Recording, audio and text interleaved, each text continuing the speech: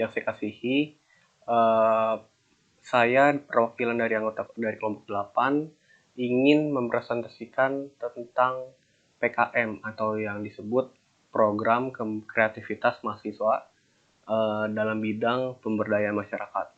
Nah, tema yang kami ambil itu adalah education accurate. Nah, sebelum saya melanjut ke tentang materi yang saya jelaskan, saya akan perkenalkan beberapa anggota kelompok saya.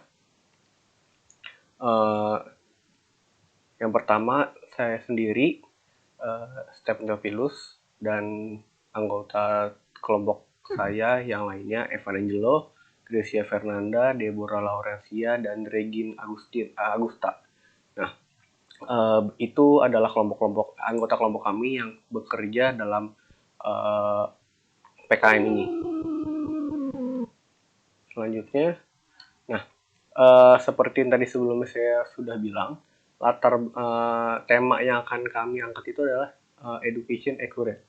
Nah, teman-teman harusnya pastinya sudah tahu apa itu accurate. Nah, latar belakang yang akan kami angkat itu adalah education accurate itu kenapa sih harus yang kami ambil, kenapa yang kelompok kami ingin lakukan. Nah, karena di dunia yang serba digital ini, di tengah pandemi ini, sebagai akuntan harus memiliki berbagai skill untuk menghadapi dunia kerja, melihat keadaan sekarang yang menuntut kita bekerja secara online, ya kan? Karena beberapa perusahaan tidak memperbolehkan atau melarang karena sesuai protokol, cuma sebagian besar yang bekerja di perusahaannya, sebagian laginya online. Nah, dengan adanya education accurate ini diharapkan siapa aja sih yang membutuhkan ini? Nah, yang saya harapkan dan kelompok kami yang harapkan itu adalah para calon akuntan. Karena di bidang akuntansi pasti ada accurate. Nah, accurate itu software untuk untuk para akuntan. Itu berguna untuk ya membuat laporan keuangan, input data segala macamnya. Nah, terus bisa jadi para calon akuntan yang akan menyiapkan dunia pekerjaannya atau ingin mencari dunia kerja, terus bahkan mahasiswa yang memang membutuhkan edukasi ini karena memang kurangnya pemahaman mereka, jadi mungkin mereka akan membutuhkan ini dan semoga bermanfaat untuk merekanya. Itu yang kami angkat.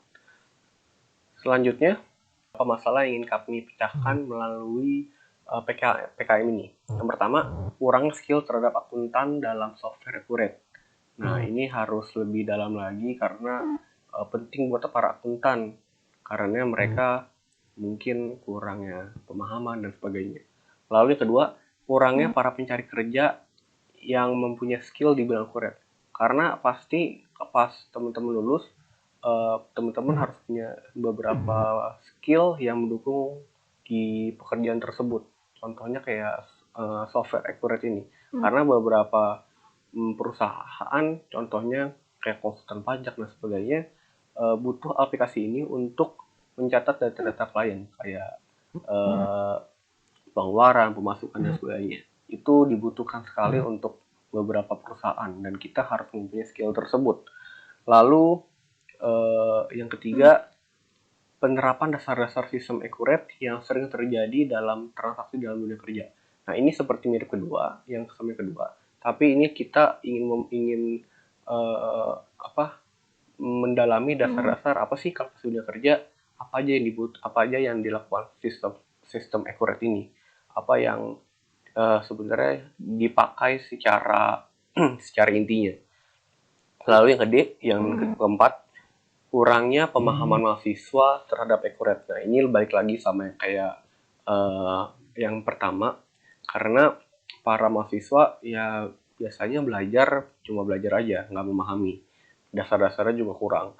Padahal itu adalah basic dasar untuk teman-teman, untuk para mahasiswa bisa meningkatkan skill dan siap di dunia kerja tersebut.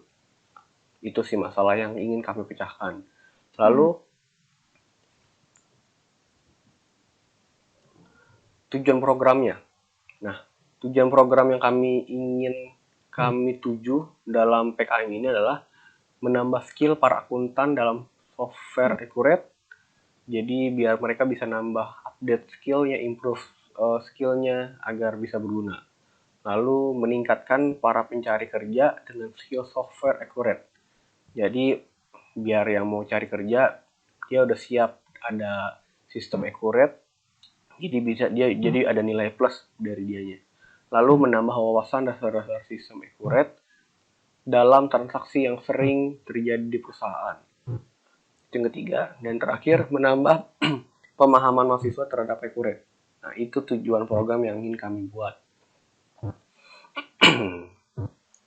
Nah, lalu sasaran masyarakat. Nah, apa sih sasaran masyarakat yang ingin kami tuju, yang ingin kami buat agar mereka bisa merasakan dampaknya?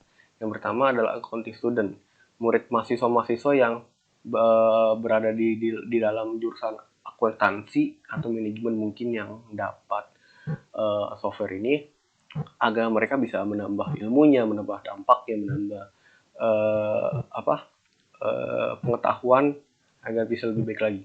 Lalu job seeker, untuk para pencari kerja juga yang mungkin masih fresh graduate, ingin mendalami lagi, bisa membantu mereka. Lalu jadwal pelaksanaan. Nah, di kelompok kami sudah menyiapkan estimasi atau kira-kira jadwal pelaksanaan yang seharusnya kami sudah rancang dari setelah ide ini terbentuk. Nah, yang pertama Oktober minggu pertama dan kedua. Nah, itu kita sesuai rencana menentukan tema yang akan dipakai. Jadi tema yang kita pakai itu adalah education accurate, dan itu sudah ditentukan sejak awal dari Oktober awal.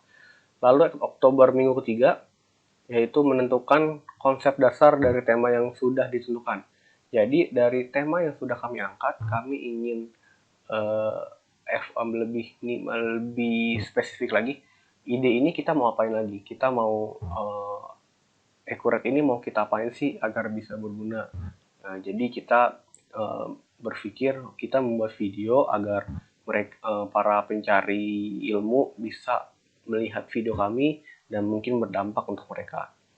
Nah, lalu pada Oktober minggu keempat ada kami mempersiapkan materi-materi yang akan disampaikan. Jadi sebelum seminggu sebelum video akan dibuat, kami akan mempersiapkan materi-materi apa yang akan kelompok kami siapkan agar bisa divideokan. Jadi materi-materi yang kami angkat biasanya atau harusnya yang memang akan digunakan dalam dunia kerja. Contohnya kayak penginputan, faktur pajak, pembayaran faktur pajak yang akan berguna untuk teman-teman sekalian. Lalu pas November minggu pertama dan keempat itu membuat video edukasi yang sudah ditetapkan. Jadi dalam minggu pertama sampai keempat bulan November, kami akan membuat video dari materi-materi yang minggu sebelumnya sudah kami siapkan. Itu akan kami terus tingkatkan lagi kualitas videonya, kualitas materinya agar lebih baik lagi. Lalu pada bulan Desember, minggu pertama dan minggu kedua, itu kami akan mengupload video edukasi accurate ke platform YouTube. Nah, jadi dari video yang tadi kami udah buat di minggu sebelumnya, kami akan coba masukkan ke YouTube agar menjadi wadah yang baik untuk teman-teman bisa lihat. Terus minggu Desember keempat dan ketiga dan keempat membuat laporan akhir terkait PKM yang sudah dilaksanakan. Jadi setelah semua sudah